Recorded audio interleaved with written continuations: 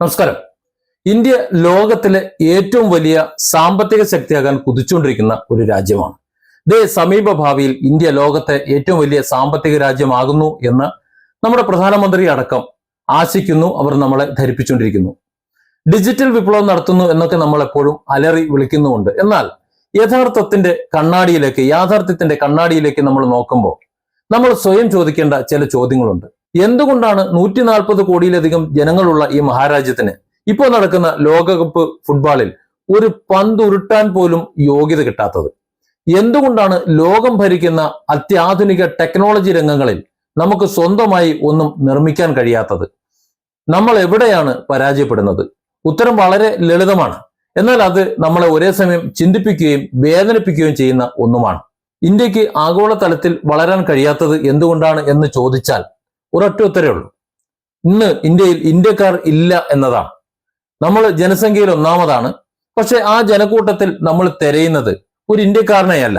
നമ്മൾ പരസ്പരം നോക്കുന്നത് ഹിന്ദുവിനെ, മുസൽമാനെ, ക്രിസ്ത്യാനിയെ, ജൈനനെ, സിഖിനെ, പഞ്ചാബിയെ, ഇങ്ങനെ ഏതൊക്കെ ജാതി മതസ്ഥരുണ്ടോ അങ്ങനെ ഓരോ ജാതിയുമാണ് നമ്മൾ നോക്കിക്കൊണ്ടിരിക്കുന്നത്.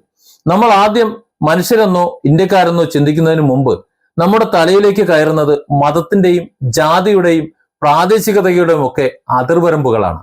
ഈ ഒരു ചിന്താഗതി നമ്മളെ കായിക രംഗത്ത്, സാങ്കേതിക രംഗത്ത് ഒക്കെ ഒരുപോലെ തളർത്തുന്നുണ്ട് എന്ന് നമ്മുടെ ഭരണകൂടം പോലും ചിന്തിക്കുന്നില്ല എന്നതാണ്. കായിക രംഗം എടുത്തു നോക്ക്. ഇപ്പോൾ വേൾഡ് കപ്പ് ഫുട്ബോൾ നടക്കണു. ഫുട്ബോൾ എന്ന് പറയുന്നത് ലോകത്തെ ഒത്തൊരുമയുടെ കളിയുമാണ്. ഇവിടെ ജാതിയോ മതമോ ഒന്നും നോക്കൂല. പാസ് കൊടുക്കേണ്ടത് കൂടെയുള്ളവന്റെ കളിമികവ് കണ്ടിട്ടാണ്. ഒരേ മനസ്സോടെ ഒന്നിച്ച് നീങ്ങിയാലേ ഗോൾ അടിക്കാനും പറ്റൂ.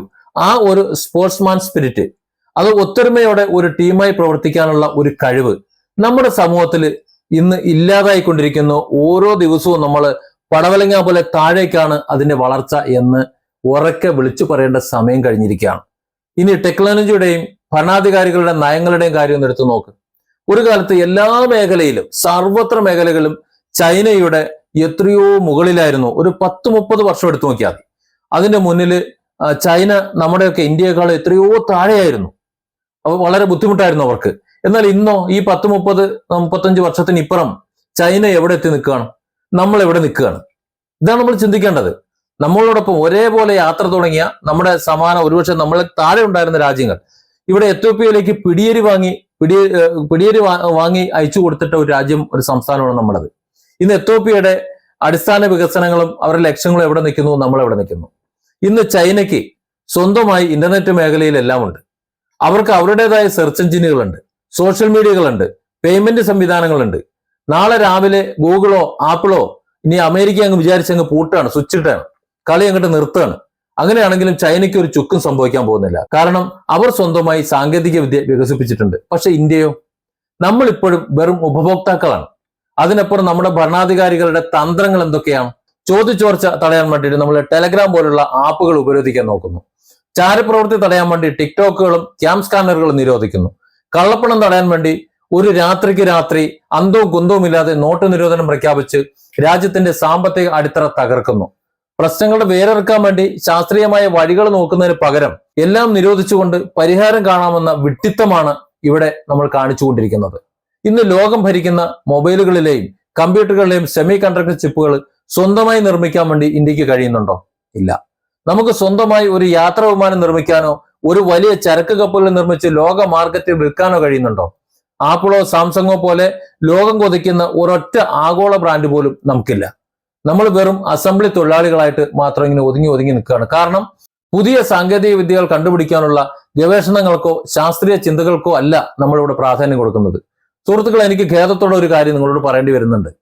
ഈ ലോകത്ത് എവിടെയെങ്കിലും ഒരു ആഗോള വർഗീയതയുടെ ഒരു ടൂർണമെന്റ് നടത്തി കഴിഞ്ഞാൽ, അങ്ങനെ ഒരു ടൂർണമെന്റ് വന്നു കഴിഞ്ഞാൽ ഒരു സംശയം വേണ്ട, അതിൽ കപ്പടിച്ച് വിജയം ഉറപ്പാക്കുന്നത് നമ്മുടെ ഇന്ത്യ തന്നെ ആയിരിക്കും.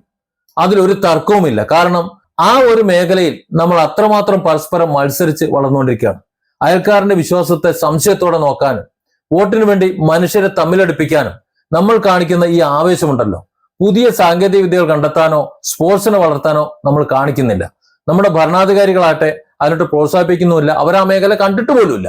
ഈ വർഗീയതയുടെ വിഷം, ശാസ്ത്രവിരുദ്ധമായിട്ടുള്ള നയങ്ങൾ നമ്മുടെ സ്പോർട്സിനെ മാത്രമല്ല നമ്മുടെ രാജ്യത്തിന്റെ നട്ടെല്ലിനെയാണ് തകർക്കുന്നത് എന്ന് ആരാണ് ഇനി മനസ്സിലാക്കുന്നത്? ആരാണ് വിളിച്ചു പറയുന്നത്? കഴിവുള്ള യുവാക്കൾക്ക് ഇവിടെ അവസരങ്ങൾ നിഷേധിക്കപ്പെടുമ്പോൾ ജാതിയുടെയും മതത്തിന്റെയും പേരിൽ മനുഷ്യൻ ചേരിതിരിയുമ്പോൾ യഥാർത്ഥ പ്രതിഭകൾക്ക് വളരാൻ കഴിയാതെ പോകുന്നു.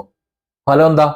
അവരവിടെ നിന്ന് വിട്ടുപോകുന്നു, ഈ രാജ്യം വിട്ടുപോകുന്നു. അവരുടെ കഴിവ് നമുക്ക് നഷ്ടപ്പെട്ടു പോകുന്നു. അവർ മറ്റു രാജ്യത്തിന് വേണ്ടി പണിയെടുക്കുന്നു. ആ പണിയെടുക്കുന്ന ആ രാജ്യം അവർക്ക് ആവശ്യത്തിന് ജീവിക്കാനുള്ള എല്ലാ സൗകര്യങ്ങളും കൊടുക്കുന്നു. ഈ രാജ്യം, നമ്മുടെ രാജ്യം അനുഭവിക്കേണ്ട എല്ലാ കാര്യങ്ങളും, നമ്മൾ കണ്ടെത്തേണ്ട മുഴുവൻ കാര്യങ്ങളും ആ രാജ്യം നേടിയെടുക്കുന്നു. നമുക്ക് മാറ്റം വേണ്ടേ? നമ്മൾ ആകാശത്തേക്ക് റോക്കറ്റ് വിട്ടത് കൊണ്ടോ കോടീശ്വരന്മാരുടെ എണ്ണം എടുത്ത് കാണിച്ചുകൊണ്ടോ മാത്രം ഒരു രാജ്യം ലോകത്തിന് മുമ്പിൽ യഥാർത്ഥ സൂപ്പർ പവർ ആകില്ല എന്ന് തിരിച്ചറിയണം. നമ്മൾ മതത്തിന്റെ മതിലുകളൊന്ന് പൊളിച്ചിട്ടണം. മതവും ദൈവമൊന്നും വേണ്ടെന്നല്ല പറയുന്നത്. അതൊക്കെ ഓരോരുത്തരുടെ മനസ്സിൽ, അവന്റെ വിശ്വാസത്തിൽ, അവന്റെ ജീവിതത്തിൽ വെക്കേണ്ടതാണ്. മറ്റുള്ളവന്റെ മണ്ടയിലേക്ക് അടിച്ചു വെക്കാനുള്ള സാധനമല്ല. വിഡ്ഢിത്തം നിറഞ്ഞിട്ടുള്ള നയങ്ങൾ തിരുത്തണം. പരസ്പരം കൈകോർത്ത് ഞാൻ ആദ്യം ഇന്ത്യക്കാരനാണ് എന്ന് ഒരേ മനസ്സോടെ എന്ന് പറയുമോ അന്ന് മാത്രമേ കളിക്കളങ്ങളിലും സാങ്കേതിക വിദ്യയുടെ ലോകവേദികളിലും ഇന്ത്യക്ക് യഥാർത്ഥ വിജയം ഉറപ്പാക്കാൻ കഴിയുള്ളൂ. നമുക്ക് കപ്പടിക്കേണ്ടത് വർഗീയതയുടെയും നിരോധനങ്ങളുടെയും ടൂർണമെന്റിലല്ല, മറിച്ച് ലോകത്തിന് മുന്നിൽ ശാസ്ത്രീയ പുരോഗതിയുടെയും സാങ്കേതിക മികവിന്റെയും കായിക വിനോദങ്ങളുടെയും വേദികളിലാണ്. ആ ഒരു തിരിച്ചറിവും അതിലേക്കുള്ള വഴിയുമാണ് ഭരണകൂടം തെളിയിക്കേണ്ടത്. പക്ഷെ നമ്മുടെ ഭരണകൂടം അതൊന്നും തെളിയിക്കാൻ താല്പര്യമില്ല. അവർ ഈ ജനതയെ മറ്റൊരു വഴിയിലൂടെ, അതായത് അധികാരത്തിന്റെ കസേരയിൽ തങ്ങൾക്ക് മൂടുന്നിരിക്കാൻ, അവിടെ വേരുറയ്ക്കാൻ വേണ്ടി എന്തൊക്കെ ചെയ്യാൻ പറ്റൂ അത് മാത്രമാണ് ചെയ്തുകൊണ്ടിരിക്കുന്നത്. Different angles. Don't forget to subscribe and support this channel.